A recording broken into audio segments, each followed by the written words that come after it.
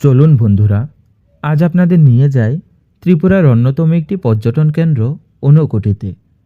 সাথে রয়েছে ঊনকোটির উপর করা আমার ছোট্ট কাজ এবং এই ঊনকোটির অজানা ইতিহাস সম্পর্কে তুলে ধরার চেষ্টা করছি আমি।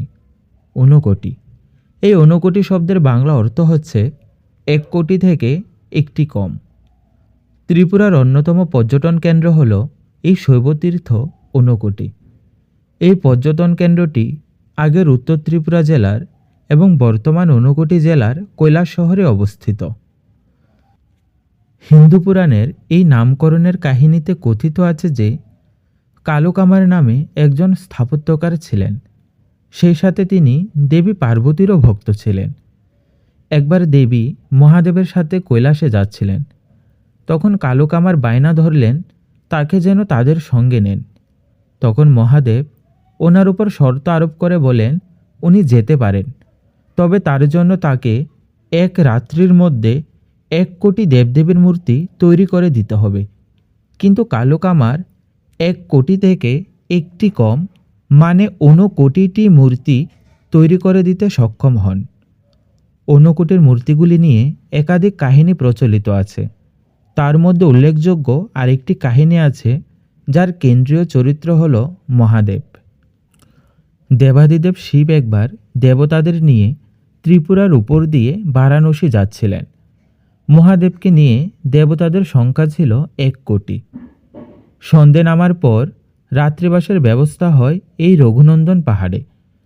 পথ পরিশ্রমে ক্লান্ত দেবতারা গভীর নিদ্রায় অচেতন হলেন। পরের দিন সূর্যোদয় হবার আগে সবার বারাণসীর উদ্দেশ্যে যাত্রা করার কথা ছিল, কিন্তু মহাদেব ছাড়া অন্য কোনো দেবতাদের নিদ্রা ভঙ্গ হল না। মহাদেব বিরক্ত হয়ে একাই বারাণসীর উদ্দেশ্যে রওনা দিলেন। গভীর নিদ্রায় সমাধিস্থ দেবতাদের কাল নিদ্রা আর ভাঙল না এবং তারা অনন্তকালের জন্য পাথর হয়ে রইলেন। এই দেবতাদের সংখ্যা ছিল 1 কম কোটি, তাই 59। সেই থেকেই এই রঘুনন্দ পাহাড় হয়ে গেল শৈবতীর্থ ঊনকোটি। পাহাড়ের গায়ে খোদাই করা মূর্তিগুলির মধ্যে উল্লেখযোগ্য হল জটাধারী শিব এবং 30 ফুট উঁচু কাল ভৈরবের মূর্তি। এছাড়া এখানে রয়েছে গণেশ, দুর্গা, শিব, বিষ্ণু, রাম, রাবণ, হনুমান এবং শিবের বাহন নন্দীর মূর্তি। ঊনকোটির একটি প্রধান দ্রব্যষ্ঠ হল গণেশ কুণ্ড। কুণ্ড সংলগ্ন পাথরের দেওয়ালে দক্ষ হাতে খোদাই করা আছে 3টি গণেশ মূর্তি।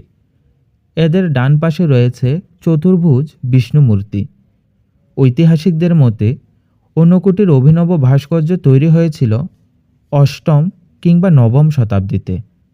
শিবরাত্রি, মকর সংক্রান্তি এবং অশোকাষ্টমীর মেলা হয় ঊনকোটিতে। প্রতি বছর মার্চ কিংবা এপ্রিল মাসে ঊনকোটিতে বিশাল মেলার আয়োজন হয়।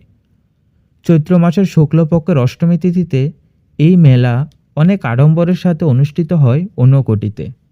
বন্ধুরা, ঊনকোটি হলো এমন একটি জায়গা যেখানে ধর্ম, বিশ্বাস এবং প্রাকৃতিক সৌন্দর্য মিলেমিশে একাকার হয়ে গেছে। ঊনকোটিতে আসলে আপনার মনে হবে প্রকৃতি যেন নিপুণ হাতে সাজিয়ে তুলেছে এই ঊনকোটিকে। এখানকার ভাস্কর্য এবং প্রাকৃতিক সৌন্দর্য আপনাদের মনকে আকর্ষিত করবেই। তোমরা যারা এখনও ঊনকোটিতে আসোনি, তোমরা অবশ্যই ঊনকোটিতে আসবে এবং এখানকার প্রাকৃতিক সৌন্দর্য এবং মূর্তিগুলো দেখবে। বন্ধুরা, আমি আর বেশি কিছু বলবো না। আমার ছোট্ট কাজটি কেমন হয়েছে অবশ্যই তোমরা কমেন্ট করে জানাবে। আর আমার কাজ যদি তোমাদের ভালো লেগে থাকে তাহলে অবশ্যই শেয়ার করতে পারো। বন্ধুরা, শেষে একটা কথাই বলবো, কৈলাস শহর আসলেই খুব সুন্দর একটা জায়গা। সেখানকার পরিবেশ, সেখানকার রাস্তাঘাট, মানুষ সত্যি খুবই ভালো। তো বন্ধুরা, তোমাদের কাজটি কেমন লেগেছে কমেন্ট করে জানাবে। আর তোমরা অনেক অনেক ভালো থাকো, সুস্থ থাকো।